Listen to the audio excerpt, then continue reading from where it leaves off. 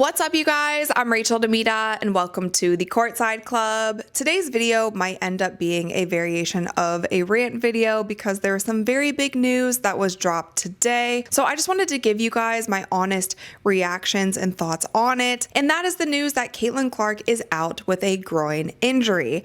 Now, if you guys have been watching the Indiana Fever and Caitlin Clark play over the past 3 games, it is very clear that Caitlin Clark is not feeling like Caitlin Clark. She has only made 1 3-pointer in her last 3 games, and even just last game, she only had 6 points.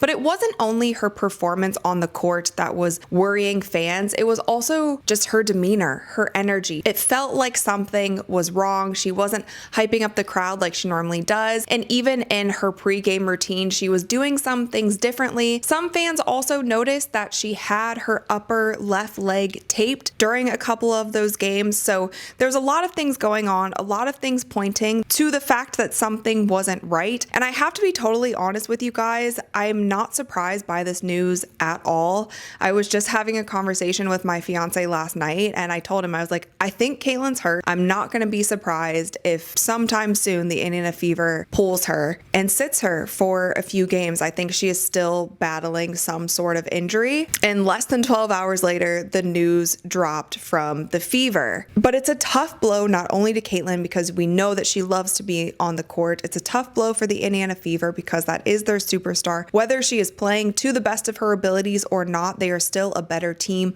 with her on the court. And it's also a huge blow to the WNBA. Whether some fans like it or not, it was proven the last time that she was out with injury that the WNBA does better when she is on the court. The WNBA ratings across the league dropped by over 50% when Caitlin Clark was out with injury, and this is obviously such a crucial time and a crucial year for the league because they go into CBA negotiations at the end of the year. So my initial thoughts on this injury, my initial concerns with this injury is the fact that it is something that is still lingering and it seems to be jumping around. If we go back to the preseason, I think Caitlin Clark went into training camp, or she at least went into the preseason games with a quad injury. This is something that dates all the way back to the beginning of the season. Now, if you have an injury and you don't allow it to heal all the way, your body starts compensating in other ways. And I'm not sure if she initially got this injury because of the amount of muscle that she put on during the offseason. The minute that you bulk up, the minute that you add more muscle, the minute that you add any sort of weight to your body, your mechanics change. And a lot of time with professional athletes,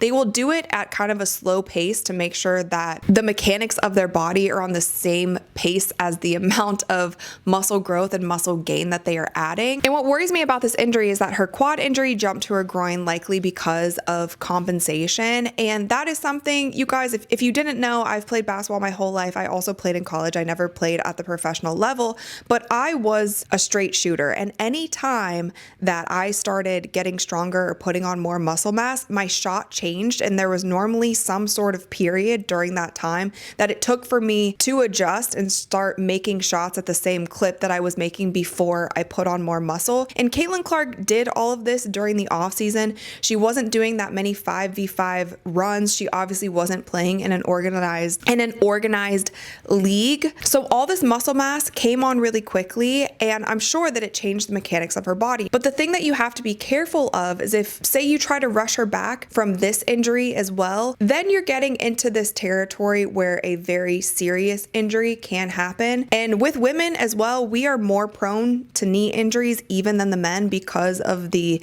angle that our hips go to our knees. So the last thing you want is her compensating or her groin not firing properly and she goes to cut to the side and then all of a sudden something blows in her knee. That is what the Indiana Fever, that is what Caitlin need to avoid the best that they possibly can. So if it means that Caitlin is out for 3 weeks, if it means that she is out all the way through All-Star, then so be it. She has such a long career and her as a player is so important for this team and for this league in general. So you actually can't risk it.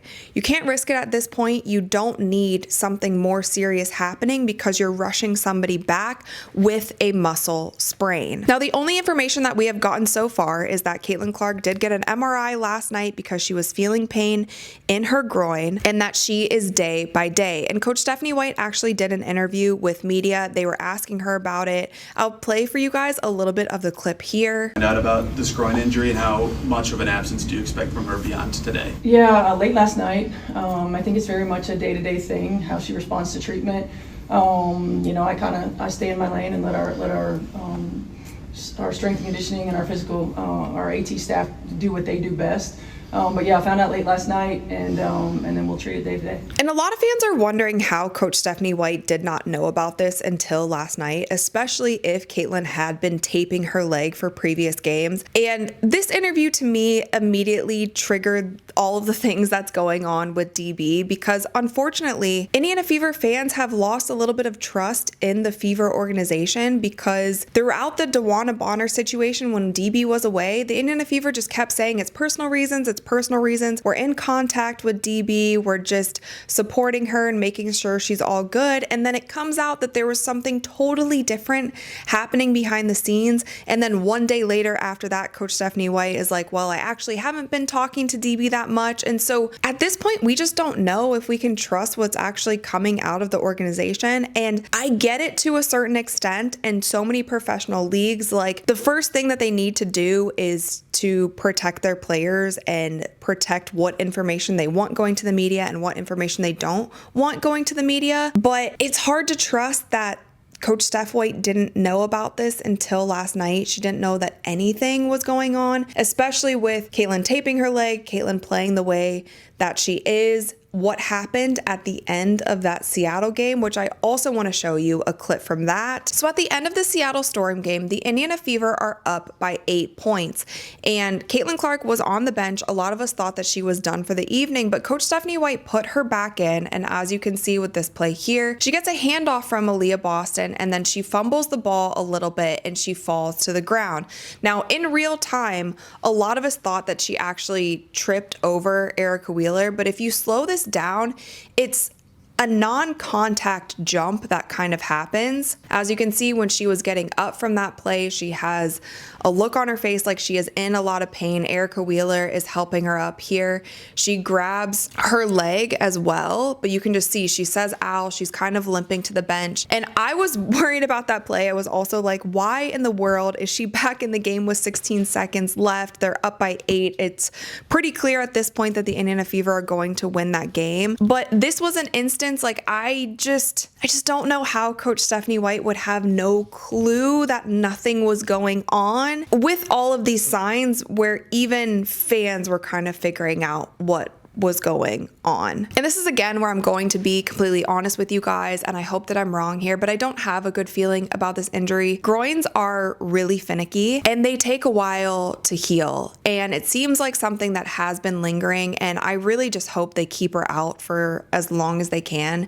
It needs to fully heal, and the last thing that anyone wants is for this groin injury, this quad injury, whatever is going on with her mechanics, turns into something where it's a knee injury, or it's a serious ankle injury, or it's a hip injury. Those are things that are so much harder to come back from. And if one of those happens, then you can cancel Christmas on the season. So a lot of people are saying, oh, she's day by day. She's probably just resting up for the Dallas game against Paige. My gut is telling me that is not the case. And hopefully this time I'm wrong. But with that, you guys, I think that's all that I have on this particular topic. I'm wishing Caitlin the speediest of recoveries. We will just have to see. I hope that the team does well. They have Ari McDonald back, who has been proven to be a great point guard. Aaliyah Boston is playing really well. Kelsey Mitchell is playing really well. Lexi Hall is playing really well. We have seen instances where Sophie Cunningham, she steps up in these moments. And so I think the Indiana Fever will hopefully be okay, but it has definitely been a rough week for them. We'll just have to see, you guys. That's all I have to say about that. Of course, let me know all of your thoughts in the comments below. Thumbs up this video if you enjoyed it, and click that little subscribe button, because we upload new videos every single week. And hopefully the next uploads will be a lot higher energy and a lot more positive things to talk about. So that's all I've got for you guys today, and I'll see you next time. Ooh, and ah.